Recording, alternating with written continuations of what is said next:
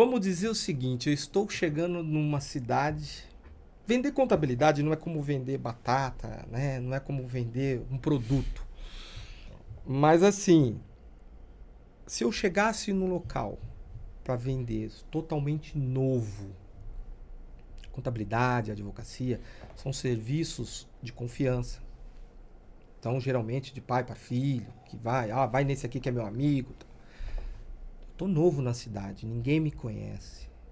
O que o mundo digital pode me ajudar para poder fazer a divulgação e transmitir mais do que apresentar, porque não é só mostrar o logo da MTS Contábil, mas é passar a confiança para que essas pessoas possam nos procurar.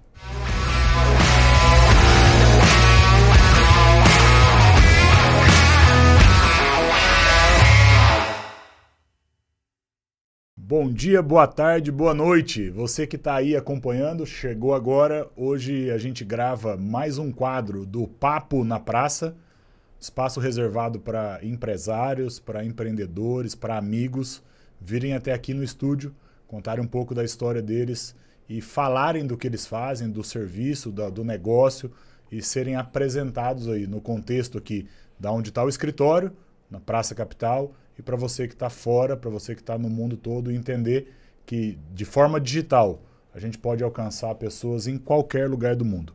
Hoje eu estou com um amigo, com um irmão na fé, com um colega, com um vizinho, alguém que toma café junto, que almoça, que senta para bater papo. Matheus, bem-vindo. MTS Contabilidade. O nosso desafio hoje é contar a tua história para a audiência, explicar quem é o Matheus, por que o Matheus veio parar aqui e o que contabilidade tem a ver com marketing digital.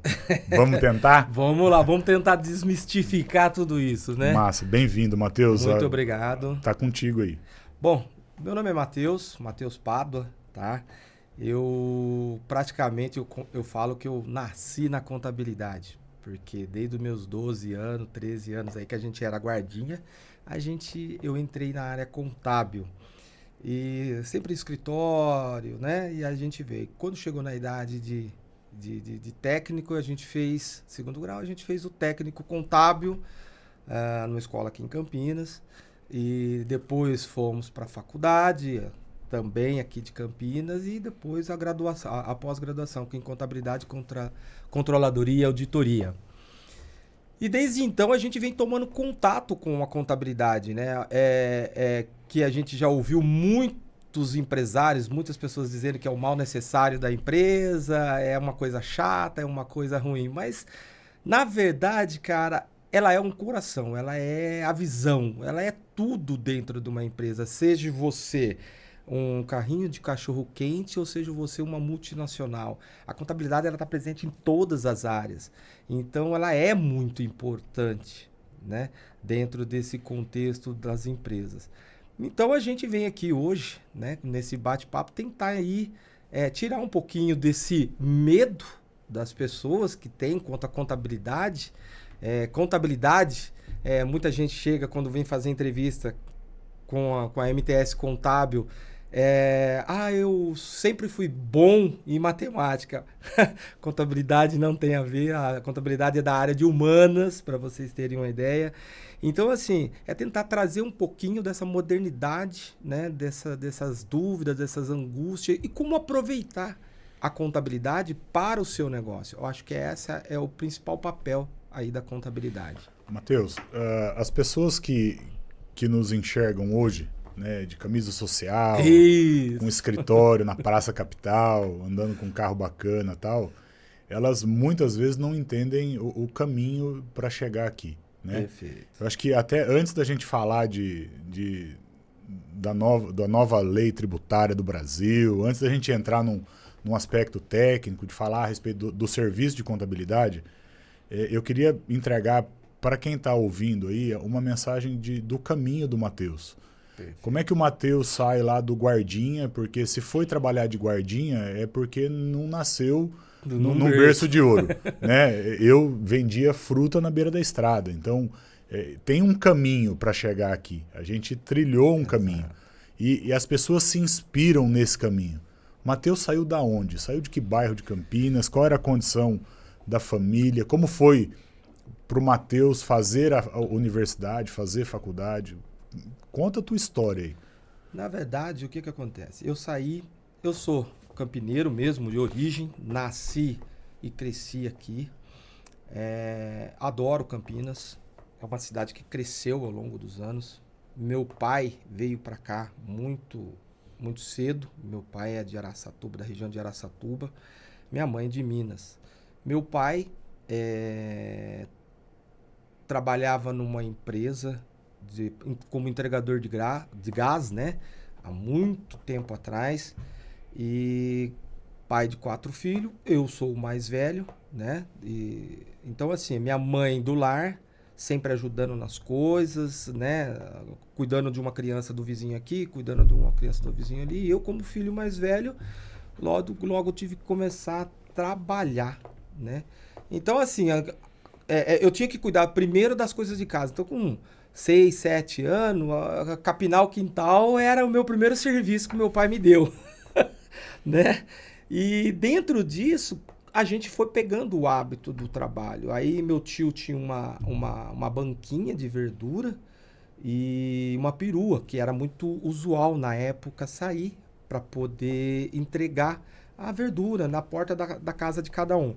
E eu sempre, já com meus 10 anos, vou ganhar meu dinheiro, vou tentar buscar alguma coisa ali. Então a gente começou ali, vamos dizer, oficialmente a trabalhar. Então eu saía, tinha um horário para ir com meu tio de manhã e à tarde entregando essas verduras, correndo atrás dessas coisas. Só que por quê? Eu não tinha a idade ainda para ir para guardinha. Quando atingiu a idade de 12 anos, meu pai e minha mãe resolveram me colocar na guardinha. Era bem pequenininho, bem mirradinho. Então assim, e aí na guardinha eu pude ter o primeiro contato com o mundo do escritório, com datilografia, que era uma coisa totalmente nova, né? Naquela época, eu tô falando isso, nós estamos falando de 1985, então na computador ainda estava, né, gatinhando, poucos acessos, ainda era um mundo distante ainda.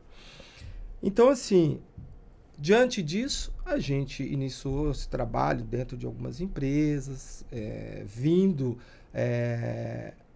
tomar conhecimento da empresa, das rotinas, desses escritórios, dos departamentos, e com isso fui desenvolvendo. Eu confesso para você que eu caí na contabilidade, não porque eu amava, não. Era o que eu podia pagar. Tá? Eu prestei física na Unicamp porque era o que eu podia passar. Então, né, a gente acabou falando assim, meu Deus, eu preciso fazer alguma coisa. E a oitava série na época, né, saiu, falou, poxa, eu preciso fazer alguma coisa técnica. Eu não podia fazer um normal, que a gente chamava de, né, o primeiro e segundo ano normal, sem ter uma profissão. Eu não tinha esse tempo, então eu tinha que...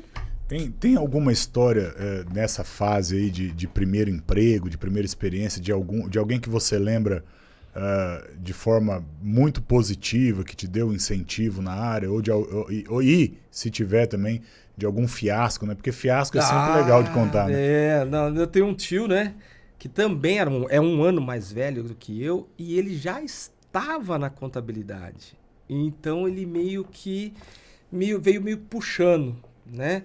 Então, a partir daí, a gente sempre estava junto, sempre conversava, e ele acabou me inserindo nessa contabilidade. Tanto que a gente foi para o Dom Barreto, né, que é uma escola aqui de Campinas, que era técnico, tinha o técnico de contabilidade, e a gente fez junto os 3 anos lá. Então, isso dali já começou a despertar.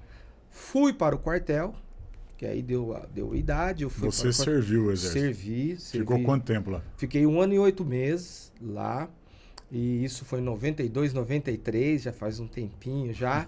Mas eu falo... Até lá, eu trabalhava na sargenteação, que mexia com toda a parte administrativa, contábil, a parte da gestão deles. Então a gente mexia com todo esse processo. Então também lá a gente já foi... E não quis ficar, não quis seguir carreira? Não. Meu pai falou que eu tinha que sair, tinha que trabalhar e ajudar em casa. E era engraçado, porque meu pai, cara, meu pai, sem saber, ele me deu os primeiros ensinamentos do que eu sou hoje. Porque eu sou muito ligado, eu só voltar pra gente poder fazer um link Vamos lá. no final. Meu pai, no tempo que eu era guardinha ganha muito pouco. Na época ganhava menos ainda. Então, assim, eu ganhava muito pouco. Meu pai falava, tá bom, você ganha pouco, mas metade do salário eu quero para casa. Na verdade, eu não entendia muito naquela época o que ele estava fazendo. Meu pai, só para você ter uma ideia, meu pai tem 4ª série primária. Mas meu pai hoje é muito tranquilo. Tem a casa dele, tem as coisinhas dele, tem a aposentadoria, vive muito bem, com simplicidade, mas vive bem. Sim. Né? E assim, com esse pouco estudo, ele me ensinou a trabalhar e a respeitar o dinheiro. Se você ganha pouco, então você vai aprender a viver com a metade do que você ganha. Eu lembro que mais ou menos em valores de hoje, o salário de guardinha era em torno de R$ 350. Esses 350 descontava as coisinhas lá e ele pegava metade. Gil, ele gastava mais comigo. Com certeza. Ele gastava muito mais comigo. Mas naquela idade era difícil de entender essa conta, né? Pô, por que meu pai não deixa esse dinheiro comigo? Pra comprar meu tênis. Você sabe o que eu queria? Eu não tinha essa alusão pra tênis. Eu queria, né? Tal, mas assim, você sabe qual foi o meu primeiro objetivo? Que eu falei, eu vou comprar, que eu pus na cabeça de comprar um videocassete, que na época era 7 cabeças. Então... A molecada que ouve isso hoje, acho que era um alienígena. Nossa O que é um videocassete? O que é um videocassete? Produção, põe uma foto de um videocassete pra gente aí no corte, tá? Então foi assim, eu pus na cabeça porque eu ia na casa de todo mundo, dos amigos, e tinha um videocassete. Meu pai, coitado, ele nunca deixou a gente passar fome. Isso era legal, isso que eu achava legal. Nem que fosse um pedacinho de carne, mas tinha no prato. Mas para essas coisas a gente não tinha. Nossa TV era preta e branca. Muito tempo depois a gente comprou uma TV Mitsubishi, que era o último momento. Então assim, e eu queria ter um videocassete, porque eu ia na casa dos amigos e tinha um videocassete. Então assim, naquele ano eu entrei mais ou menos em fevereiro de 85, mais ou menos, e até dezembro, que foi o primeiro Natal, eu tava com dinheiro para comprar o videocassete. Então foi a meu primeiro contato com o mundo real. Falou, se você quer, você tem que trabalhar e conquistar. Ninguém vai te dar. Dá, é gostoso, né? Você receber. Cara, mas o prazer de você conquistar é muito maior. Matheus, eu tenho acompanhado um pouquinho da tua história aqui, principalmente por conta de algumas ovelhas, né? Gente que eu tomo conta na igreja, que trabalha com você. E eu vejo que a molecada é apaixonada pelo estilo de trabalho, pelo formato da contabilidade. O que me parece um pouco estranho, vou explicar. Porque a impressão que a gente tem de contador é aquele tiozinho de óculos com um papelzinho assim, a caneta né, na orelha, Exatamente. afogado em papel, né, fazendo conta. E aí você fala, não, contabilidade não é exata, é humanas. E eu vejo uma molecada jovem, apaixonada pelo trabalho que faz. Explica isso pra gente, o que é a MTS? Alguns aí hoje usam o termo de contabilidade digital. A gente conversou aqui antes, falou, não, pelo amor de Deus, não sou esse negócio aí. Conta por que essa molecada gosta tanto do que faz. Na verdade, assim, como eu falei para você, eu não caí de paraquedas nesse mundo contábil.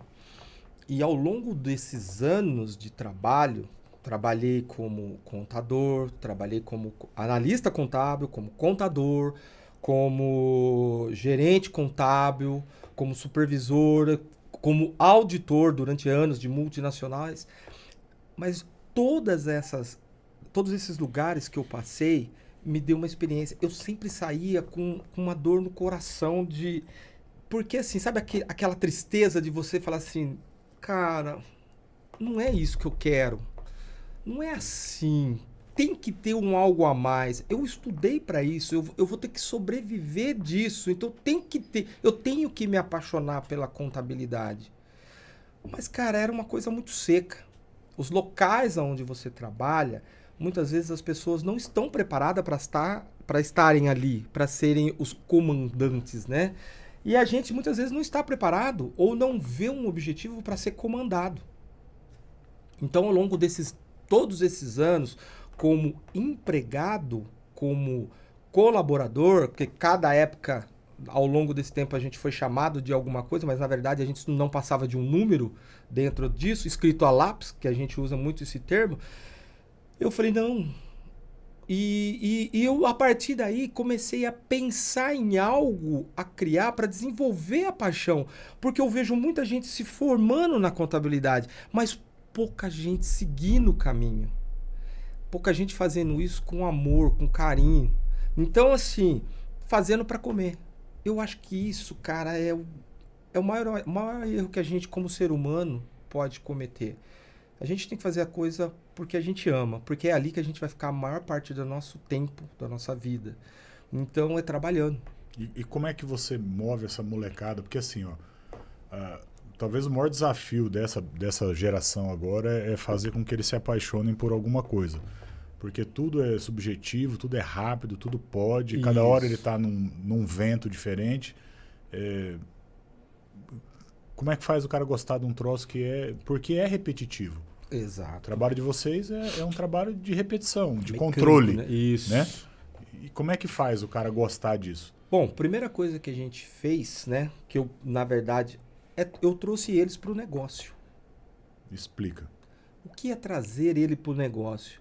Eu abro o número, quantos clientes, quanto faturamos, qual o nosso objetivo. Aí você fala, pô, mas aí você está deixando sua empresa exposta. Bom, primeiro que a pessoa que vem trabalhar comigo, eu tenho que enxergar que ela quer, não é qualquer pessoa, certo? Então, assim, a partir daí, a gente começa um trabalho meio que de coach. Eu não gosto de usar muito essa palavra, mas como é muito usual, as pessoas vai ficar mais fácil de entender. O que é? O que eu faço com ele? Eu pego a essência da pessoa, desmonto, porque de uma certa forma, para chegar, para aquela pessoa estar ali na minha frente, ela teve inúmeras experiências. Então eu trago eles até mim, desmonto de uma forma figurativa, desmonto o emocional deles. Desmontamos, agora vamos montar. As coisas ruins ficam aqui, não jogue fora, deixa aqui. E as coisas boas a gente ordena. Isso quer dizer que a gente vai trabalhar o lado religioso. Eu não quero saber que religião que ele é. Eu só quero que ele acredite em alguma coisa. Massa. Entendeu? Eu trabalho o lado financeiro dele. Ninguém vai conseguir se entregar, Gil, se eu tiver com uma preocupação de uma conta para pagar. De um telhado que está na minha casa para cair. Entende? Então, assim, eu preciso ter esse cara com plenitude ali dentro. O cara tá brigado com a esposa, o cara tá brigado com a namorada. Meu, vamos separar tudo isso. Como eu trabalho o meu emocional? Porque para eu atender os meus clientes, eu tenho que estar bem. Eu tenho que estar com um sorriso. Só que o meu sorriso tem que vir do meu coração. E se eu não fizer isso... Como que eu vou fazer, cara? Como que eu vou atender bem o cliente? Então, esse é o primeiro passo que a gente faz. Confesso para você que não é assim, do jeito que eu tô te falando, simples, rápido. Esse processo todo, muitas vezes, leva 6 meses, 1 ano. Mas você vai vendo a evolução das pessoas. Até a pessoa entender e se entregar. Aí pronto. E a gente trabalha muito com essa coisa da energia. A gente atrai coisa boa. Se você pensa coisa boa, você vai atrair coisa boa. Então a gente faz cada um do seu jeito, mas cada um faz a sua oração. Isso é muito importante, porque nada acontece, né, sem a gente ter Deus na frente. E o resto é com a gente. O resto a gente vai desbravando. E a partir daí, eu criei uma método. Isso, lado pessoal. Aí vem o lado profissional da contabilidade. Eu criei processos que são escadas. Então, quando o cara entra, por mais que ele não saiba a contabilidade, ele vai começar lá naquele início e ele sabe exatamente onde ele vai chegar. Ele sabe exatamente que ele pode ir para uma auditoria, para uma consultoria no final. Ele sabe exatamente que ele pode ser dono de um escritório.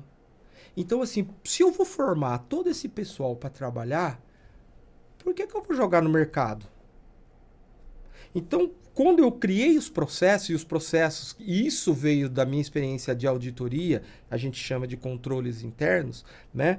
Então, assim, quando eu criei toda essa parte segmentada na contabilidade, ficou fácil o aprendizado. Então a pessoa sabe, ela passa por todos os departamentos, ela vai aprender contabilidade, ela vai aprender fiscal e ela vai aprender, lógico que tudo isso que ele vai aprender, ele não vai ser especialista em nada nesse primeiro momento. Depois a gente vai trabalhar essa outra parte. Mas nesse primeiro momento ele aprende sobre tudo. Isso te dá uma visão sobre tudo. Isso eu estou preparando ele para ser dono de um escritório. E o reflexo disso no cliente final? Como que isso Olha, é sentido na ponta? Eu queria que você conversasse com alguns clientes nossos. É lógico que a gente não é unânime, porque assim, para você ter uma ideia, a gente fecha balanço de todas as empresas todos os meses. Aí você vai me perguntar, peraí, mas o papel da contabilidade é fazer todos os fechamentos, inclusive o balanço. Mas ninguém faz. Muito empresário não sabe nem para que serve o balanço. Sim. Então, assim, o que a gente vem? A gente vem com essa tratativa, toda essa humanização, essa preparação, esse trabalho, é para dar um bom atendimento para o cliente. Porque a gente não quer que o cliente tecle 1, tecle 2, aquela coisa robotizada. A gente quer que o cliente se sinta acolhido. Tem um cliente que me liga e fala, Matheus, estou me separando da esposa. Preciso de ajuda. Ué, mas o que isso tem a ver com a contadora? Tem tudo a ver. Ele tem a empresa, ele tem o patrimônio, ele me coloca em contato com o advogado, eu vou conversar com o advogado, a gente alinha todos os discursos, mostra tudo para ambas as partes, porque a gente não quer tomar partido. Então ajuda. Matheus, estou comprando um carro, tiro dinheiro da onde? Da minha pessoa física ou jurídica. Então, estou recebendo uma herança. Esse suporte, esse atendimento, cara, é em máximo 1 hora. O cara tem acesso direto com a gente. Quando os assuntos são mais, vamos dizer, mais elaborados, mais técnicos, geralmente conversam comigo. Se não, minha guia atrasou, puxa, como é que eu faço para planejar o meu tributário? O meu pessoal está preparado para isso. Então a gente vem meio que categorizando. Como eu falei, a receptividade desse atendimento para os clientes é muito boa. A gente recebe muito feedback bom. Eu gostaria até que hoje eles não foi possível eles estarem aqui, mas que o meu pessoal falasse das receptividades que eles têm com os clientes. É muito bem aceito. Pra gente é nítido a paixão deles no trabalhar ali. E uma das coisas que um deles me falou, lá não tem papel. Exato. É digital. Aí eu falei assim, pô, Matheus, a contabilidade digital? Não é digital. Desmistifica isso pra gente. Como é que faz contabilidade sem papel? Porque a minha imagem ainda é do tiozinho afogado no monte de papel. Porque quando eu fui do banco, né? E eu precisava ir à contabilidade buscar um demonstrativo de faturamento, um DRE, ou um simples documento do contador dizendo quanto a empresa faturava para poder abrir uma conta. Perfeito. Isso em 2001, 2002. E você olhava a contabilidade, era aquele monte de armário, aquele monte de arquivo de ferro, o cara sentado numa mesa com papel até em cima da cabeça dele, e agora não tem papel.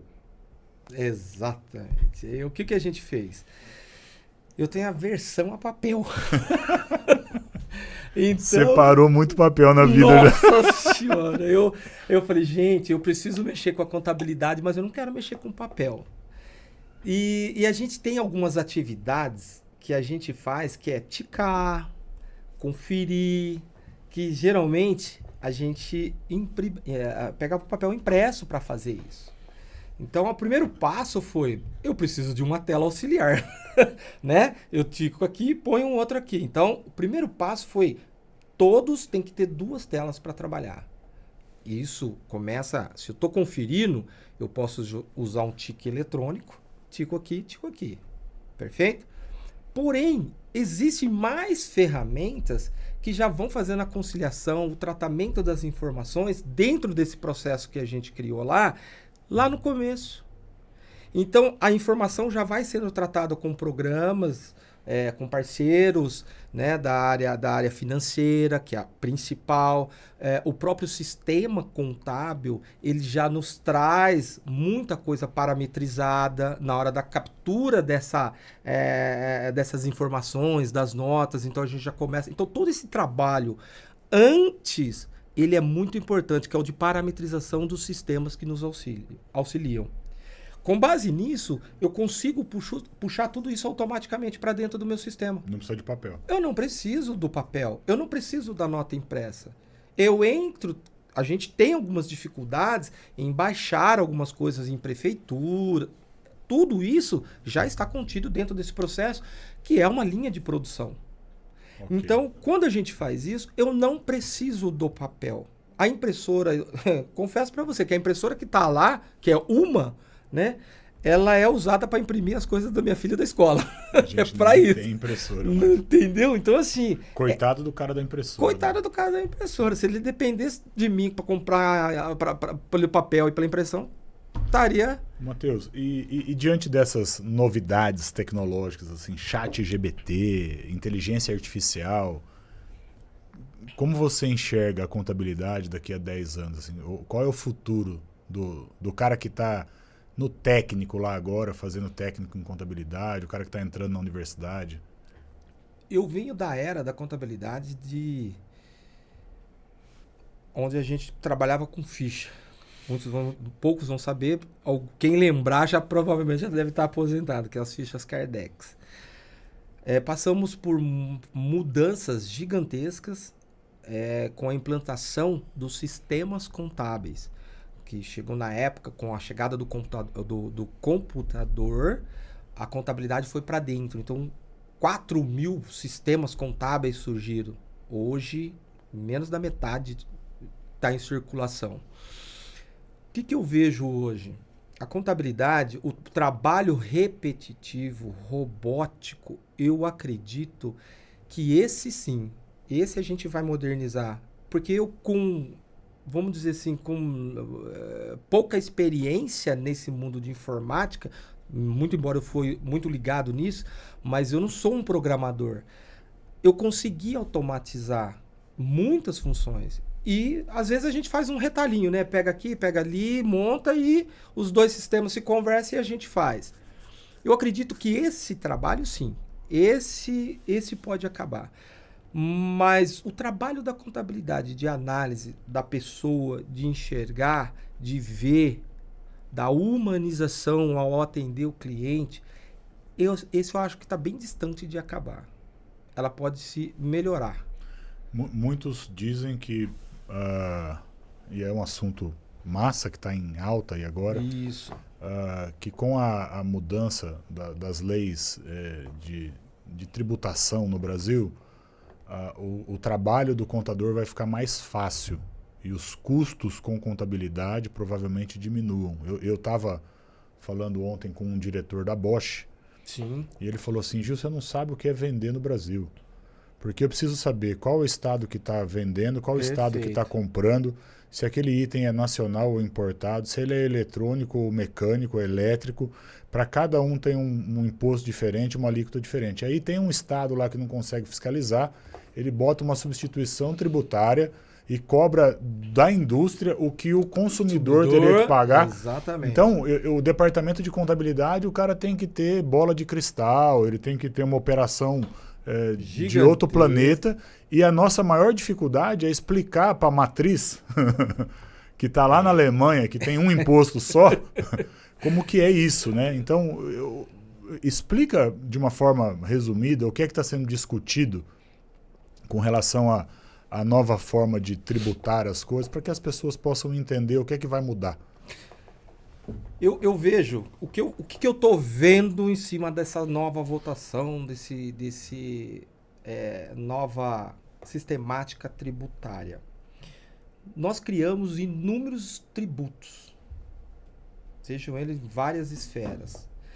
e a conferência, o trabalho e o custo que isso gera, não só para o contador, mas para o país como um todo, isso é muito complicado. É um custo que a gente não percebe, não vê, não contabiliza, mas ele é gigantesco e ele existe. E para um empresário aqui no país, ele fica louco. Então, assim, o contador que trabalha numa multinacional, que trabalha numa empresa que faz vendas para todos os estados, ele praticamente, vou falar para você, ele não consegue acompanhar tudo. E o sistema e os sistemas de consultoria que nos ajudam, né, que nos dão suporte, nem sempre também estão preparados. Por mais que eles estejam antenados, porque tudo. A regra muda a toda regra hora, muda toda hora, a muda toda alíquota hora. muda. Então, assim, o que eu vejo? Eu vou segregar em partes. A mudança, meu modo de entender, a mudança na forma de calcular o imposto, trazendo para 2 unidades, 2 tributos, né? Aqui. E a forma de calcular, eu entendo que ela é positiva. Isso vem simplificar a nossa vida e a vida do... Agora, percentuais.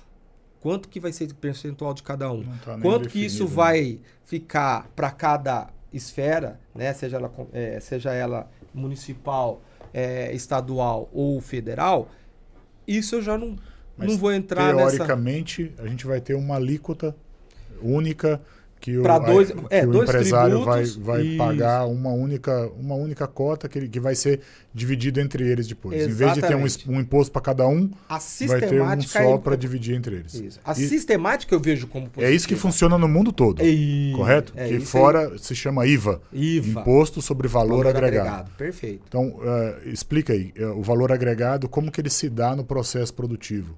Para a pessoa poder entender onde que ela vai entrar. Na verdade, assim, quando você fizer o seu cálculo para cada produto, e isso não está definido ainda, isso é uma coisa que vai ser definida, então, assim, a gente precisa aguardar um pouquinho para entender a dinâmica de tudo isso. Então, assim, quando você fala de valor agregado, ele está entendendo que, olha, eu vou aplicar um percentual sobre o seu valor, onde eu estou estimando um lucro. Entendeu? Então, em cima disso, eu pago o tributo. Contudo, tem um princípio que é o da não cumulatividade, que eu tomo o crédito daquilo que eu utilizei para fazer o serviço ou produzir o próprio produto, certo? Esse crédito também vai poder ser tomado. Exatamente. Então... Só que isso também está sendo discutido a forma. Então, assim, hoje a gente falar por isso que eu falei, eu me prendo somente a essa parte da mecanização, da facilitação do cálculo. Se vai ser bom ou ruim, tem que esperar definir. A gente precisa aguardar essa votação, toda essa outra parte, para a gente poder se posicionar. As expectativas, as especulações sobre tudo que estão falando é que vai aumentar. Está aumentando a carga tributária. Então, assim, mas eu prefiro não emitir uma opinião sobre... Tem uma outra coisa que está em alta, que as pessoas estão discutindo bastante, a gente deu uma sondada nos possíveis temas, né? É a questão do PIX, da rastreabilidade do dinheiro e da tributação nas empresas. Como é que tem sido isso lá na ponta? Conta pra gente. Gil, todo mundo... A gente já está sendo monitorado há muito tempo. Muitos aqui vão lembrar da CPMF, né? Quando eles tinham a CPMF, eles já tinham controle e a rastreabilidade de todo o sistema financeiro. Na verdade, o que, no meu entender, tá? O que eles querem fazer é aumentar o poder de fiscalização sem contratar funcionário. Então, a cada momento que eu coloco a tributação no final do PIX, ou eu utilizo o PIX como ferramenta para análise, para medir, é claro que tem muitos detalhes que distorcem. Vamos fazer um churrasco. Eu passo aqui o meu PIX aqui, depois vocês me distribuem. Então, quer dizer, eu estou fazendo um PIX para essa empresa e estou recebendo 5 depois. Isso não quer dizer que é uma receita, né? Então, tem formas. Então, é por isso que ainda não foi implantado um sistema de fiscalização mais efetivo em cima disso. Mas o governo já está mandando cartinha para o pessoal dizendo, olha, está dizendo aqui que você tem 1 milhão de movimento, você falou que só tinha 300, explica para mim aí o que está acontecendo. Isso, autorregulação é o termo. Autorregulação. Isso é interessante, porque é o seguinte, ele não está te acusando. Ele fala assim, meu amigo, você ganha... Pela declaração, né, que a gente tem a DIRF, os meios, tá, você ganha tanto. Mas você tem uma circulação de recursos na sua conta disso. Pode me explicar? Eu não estou te acusando. Eu só quero que você me fale. Entendi. Ah, esse dinheiro caiu aqui é de uma herança. Ah, esse dinheiro caiu aqui é de uma venda de uma casa que eu tenho. Você entendeu? Então, assim, com o passar do tempo... O que o governo está entendendo? O que eu estou entendendo que eles estão fazendo? Eles estão fazendo a sintonia fina de tudo isso. Então, eu acredito que o imposto de renda que a gente faz, pessoa física, em breve, com essa automatização de tudo, ela vai ser automática. Hoje, ela se faz automática, porém você precisa, em alguns casos, você precisa fazer essa parte dos ajustes. Mas muito embora, daqui a pouco nós vamos ter cartórios ligados, nós vamos ter toda a sistemática bancária que já está linkada, o Detran, tudo isso vai estar conectado. Por quê? O sistema habitacional. Por quê? Porque é onde ele vai pegar. Falar, tá no nome de quem? Quem vendeu para quem? Transferiu, não transferiu? Então, os seus bens já vão estar mapeados. Isso, para mim, é um futuro. Isso eu vejo hoje a curto prazo. Em máximo, aí, 3, 4 anos, nós já vamos estar vivendo isso aí. Se a gente pudesse resumir o Matheus em uma frase, ou entender o que é que move o Matheus, o que é que... Você acorda de manhã e o que é que te move? O que é que te faz sair da cama? Cara, o que me faz sair da cama eu vou falar pra você, a gente tem sempre aquela coisa da família, a gente tem sempre aquela coisa, Deus, mas o trabalho, né? Mas o que me move hoje é o presente do acordar. Para mim, só o fato de eu acordar já é um presente. Isso eu carrego para mim o tempo todo. Então eu agradeço a Deus todos os dias pela manhã por eu poder acordar, porque tem muita gente que não acorda. Tem muita gente que acorda e, rapaz, era melhor voltar a dormir. Então, assim, o acordar, o simples fato de eu conseguir abrir os meus olhos, levantar da minha cama, tomar meu café, ver meus filhos, cara, isso já é um presente. Mas nem sempre eu fui assim. Nem sempre. Sempre fui focado nessa parte do dinheiro, controle. Lembra da historinha lá no começo? Meu pai me ensinou a trabalhar com dinheiro e eu sempre acreditei que o dinheiro era tudo. Que se eu tivesse o controle do dinheiro, eu teria o controle da vida. E por diversas vezes, por 2, 3 vezes, eu perdi o dinheiro e eu tive que começar de novo. Foi aí que eu aprendi que tem algo a mais. Tem um cara lá em cima que fala com você ouvindo ou não, ele te manda a mensagem e fala: segue o meu caminho. Segue as minhas orientações. Não tente ir sozinho. Você vai conseguir. Só que uma hora alguém vai te tirar.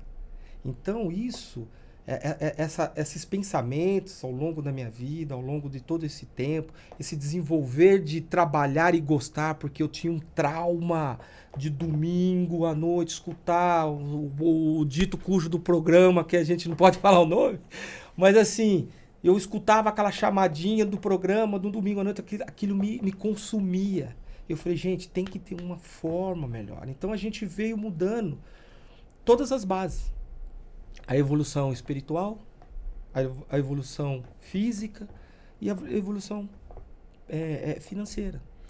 Então, a audiência do programa sabe que eu sou cristão, que eu sou pastor. O pessoal está acostumado já com o meu jeito de tocar. E eu digo que eu sou o cara que Deus escolheu para desbloquear o povo da igreja, o povo de Deus. Fazer o cara ganhar dinheiro, achar o caminho dele e não ser dependente de bolsa, coisa nenhuma. Isso. Né? Como foi a tua experiência com o evangelho? Assim? Da onde veio? Meu pai, a família do meu pai é da Adventista do Sétimo Dia. Uhum. A da minha mãe é Assembleia de Deus. Então todos, primos, todo mundo seguiu um caminho. Eu não segui nada. O meu contato com o mundo, com Deus, com a fé, é muito, vamos dizer assim, faz muito pouco tempo. Coisa de 5, 6 anos aí que a gente vem aprendendo, né? Isso devido ao meu casamento. Então, nesses 5, 6 anos mudou o jeito de pensar? Totalmente. Totalmente. A minha esposa ela é muito, vamos dizer, evangelizada, né? Ela é muito devota de Deus. Então, assim, cada um, né, tem a sua experiência, mas ela ora muito, ela gosta, e ela tem uma fé que é dela. Uhum. Só que, por contrapartida, o lado financeiro dela, ela não tinha essa educação financeira. Já eu tinha uma educação financeira, mas não tinha essa educação religiosa. Então, quando a gente casou, isso há 16 anos atrás, a gente meio que se completou. E a gente veio evoluindo e crescendo ao longo desses anos. E hoje, depois de passar inúmeras dificuldades, das diversas formas, não só financeira, mas saúde, né? Saúde com filho que mexe muito com a gente. A gente se apegou muito a Deus. Deus. E isso veio mudando a nossa vida.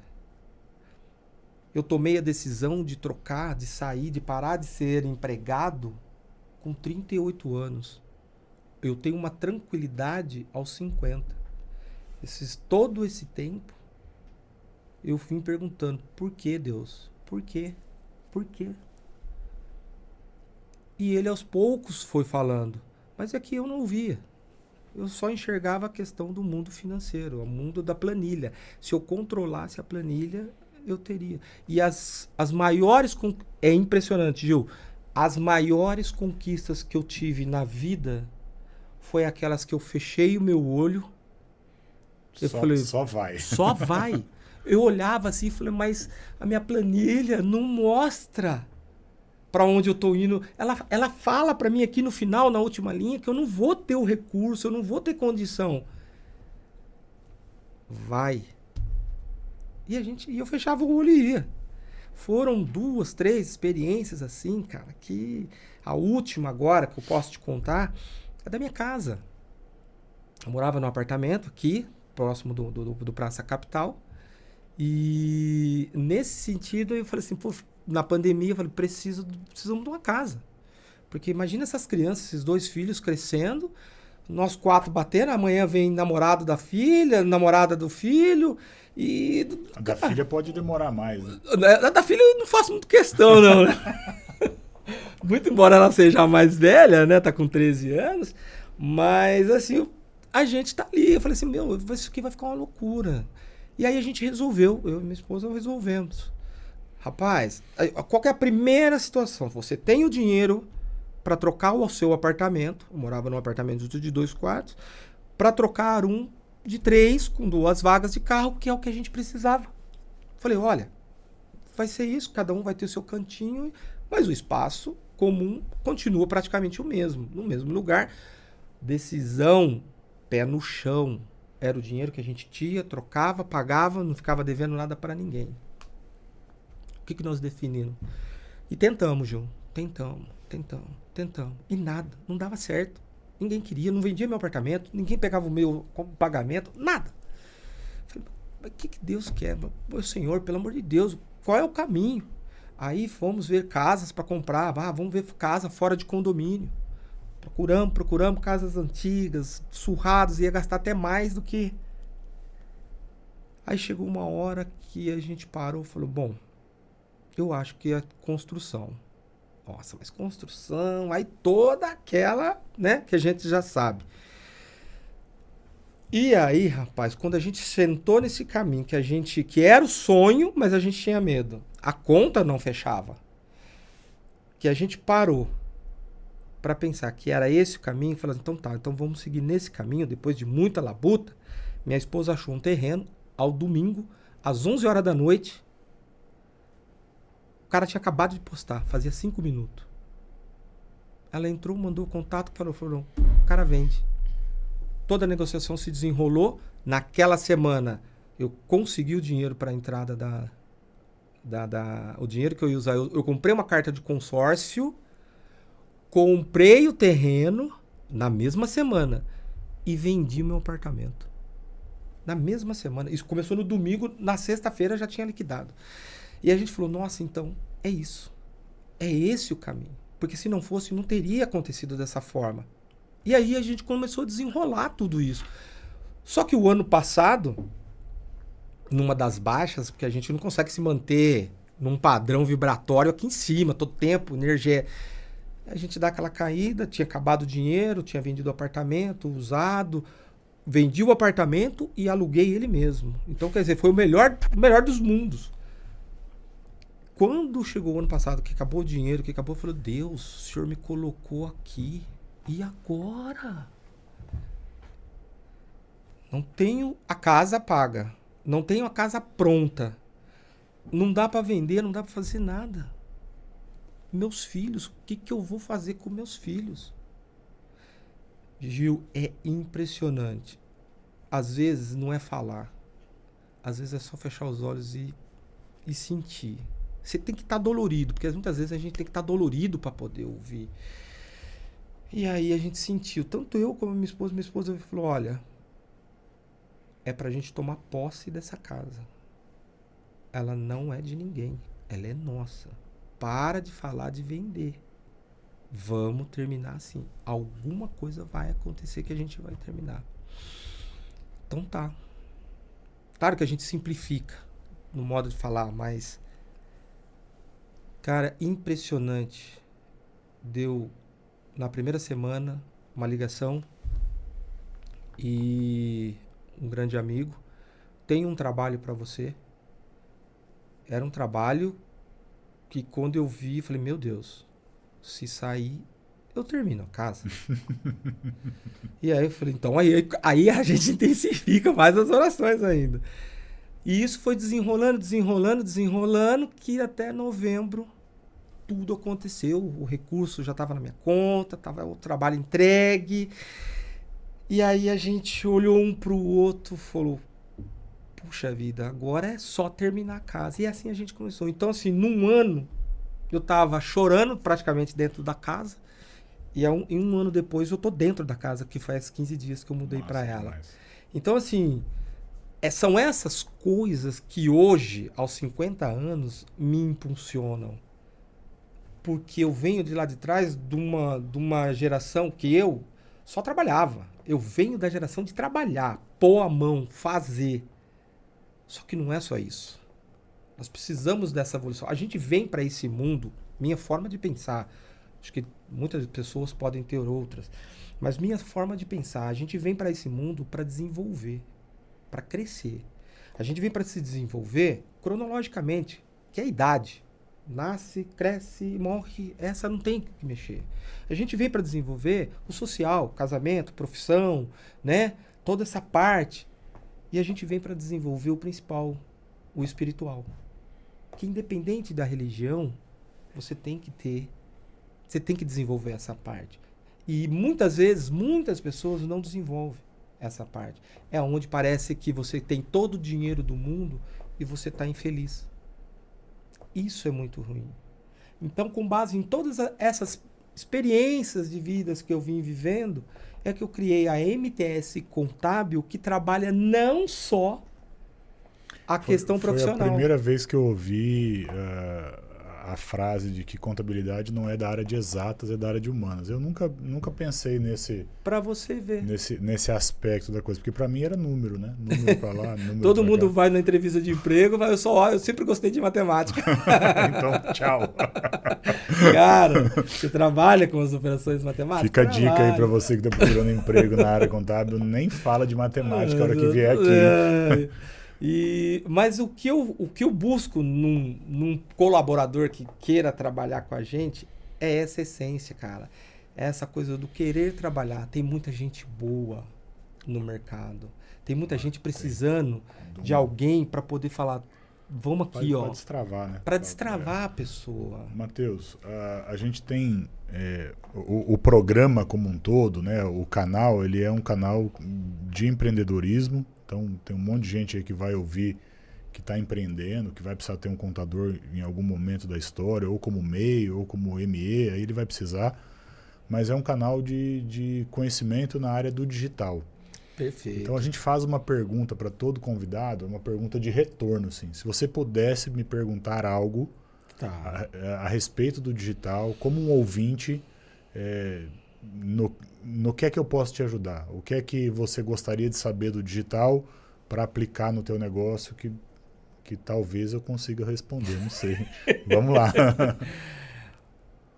Vamos dizer o seguinte, eu estou chegando numa cidade... Vender contabilidade não é como vender batata, né? Não é como vender um produto. Mas assim, se eu chegasse no local para vender totalmente novo, contabilidade, advocacia, são serviços de confiança. Então, geralmente, de pai para filho, que vai nesse aqui que é meu amigo. Estou novo na cidade, ninguém me conhece. O que o mundo digital pode me ajudar para poder fazer a divulgação e transmitir mais do que apresentar, porque não é só mostrar o logo da MTS Contábil, mas é passar a confiança para que essas pessoas possam nos procurar. Tá. Eu penso em alguns caminhos, tá? Primeiro que o que a gente está fazendo aqui é parte desse processo. A gente está usando um meio digital para comunicar com o mundo a história de vida do Matheus, a índole do Matheus, a fé do Matheus e o conhecimento técnico do Matheus em uma área de atuação. Quando a gente faz isso, esse material é visto e pessoas que assistem, se precisam de um contador, podem entrar em contato com o Matheus. Então, imaginando que a gente está numa cidade, e aqui a Praça Capital é quase uma cidade, tem prefeitura, tem que preencher 4 guias em 5 carimbos, e manda e-mail, manda guia. Tudo certinho. É uma prefeitura. Isso. Então, é um município. Tem gestão, tem imposto, né, o condomínio, vamos dizer assim. Regras, tem as leis, tem tudo. Você chegou aqui na Praça Capital. Você é mais um morador da Praça Capital. Como é que eu faço para que a Praça Capital saiba o que eu faço? Então, um vídeo apresentando a tua empresa, rodando com anúncio pago em cima do CEP da Praça Capital, eu forço o mecanismo a entregar aquela propaganda só para quem está naquele CEP. É possível fazer. Então, eu vou pôr um alfinete aqui em cima e dizer, 1 quilômetro em volta... Então, de quem está ali da Triunfo, quem está dentro da Praça Capital, no Avalon aqui do lado, mostra esse vídeo só para quem está aqui dentro. Isso é uma forma de fazer. A outra forma de fazer, e é complementar, ela deve estar acontecendo até antes de você rodar o vídeo, é ter um endereço no Google Meu Negócio, certo? Estabelecer o perfil da tua empresa lá no mapa do Google e solicitar aos teus clientes avaliações por escrito dentro do mecanismo de 1 estrela, 5 estrelas do Google. Porque qual que é o processo? Quando você gera um material para trazer autoridade, a gente vai, né, cortar pedaços de um podcast para gerar Reels no Instagram, anúncio pago, coisa no TikTok. Isso é para trazer autoridade. Olha, esta pessoa sabe falar deste assunto. Ele é um especialista nisso aqui. Depois de ser impactado por esse conteúdo, a pessoa que está do outro lado, ela vai fuçar a tua vida. Então ela vai ver o que tem de coisa tua no YouTube, qual é o teu site, qual é o teu perfil lá no Google Meu Negócio, qual a avaliação que as pessoas fazem com relação ao teu serviço. Elas vão no Reclame Aqui para ver se você tem ou não tem anotações lá. Então, você vai ser verificado. Cuidar dessa base é parte do processo. Roda um anúnciozinho, faz aquilo ali andar. Mas como você trouxe a questão de networking, de confiabilidade, eu não vou pôr uma placa vende-se contabilidade, exato. Eu sou muitas vezes indicado, né? Estabelecer networking é importante. Então, isso que a gente está fazendo aqui hoje, eu abri o estúdio, receber os empresários da praça aqui dentro, para bater um papo com eles, para gerar um material que eles vão assistir entre eles depois. Isso é criar conexão, é criar networking. O networking vai fazer com que pessoas que almoçam na mesa do teu lado comecem a te abordar e falam, pô, você é o cara da contabilidade, né? Posso passar lá depois para a gente bater um papo, tal, porque eu tenho uma situação aqui que talvez você possa me ajudar. Se você não estiver comunicando o mundo a respeito do que você faz, não vai ter a boca a boca demora, né? Isso. E a gente pode escalar o boca a boca usando o digital nesse processo. Vídeo de conteúdo, com autoridade, com tráfego nas regiões onde você quer e uma conta bem feitinha no Google Meu Negócio lá para que as avaliações sejam positivas, né? Perfeito. Se o cara entrar em contato lá e olhar lá, tiver um monte de gente falando mal, pô, mandei, perdi, não pagou, não gerou guia, atrasou, ninguém vai querer esse contador para dentro da empresa dele. Exatamente. Então, eu faria esse beabá. É um beabá.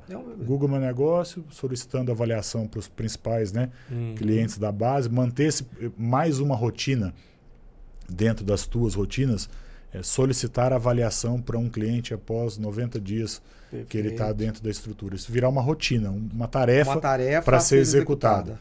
Que vai fazer com que você tenha um volume de avaliações ali, entrando de uma forma constante para que as pessoas, ao serem impactadas por algo que você produziu, opa, esse cara aqui, ele é respeitado, ele é bem avaliado.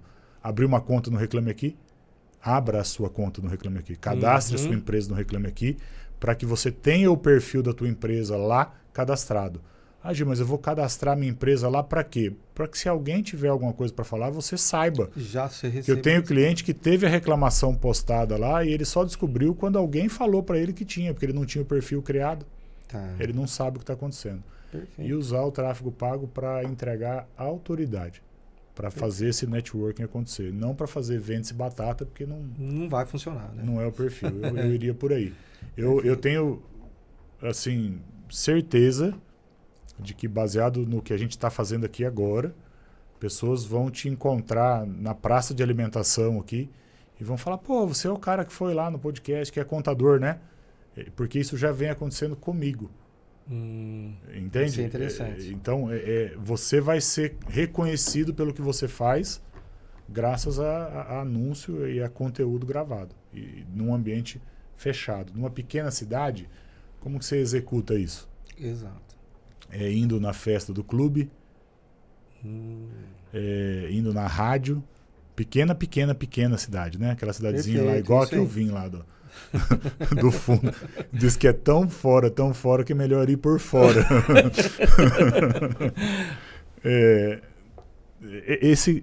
Se fazer visto e reconhecido por pessoas no ambiente social. Aqui a gente tem a praça de alimentação. O ambiente social aqui é a praça de alimentação. Então você precisa chegar na praça de alimentação e as pessoas reconhecerem quem você é.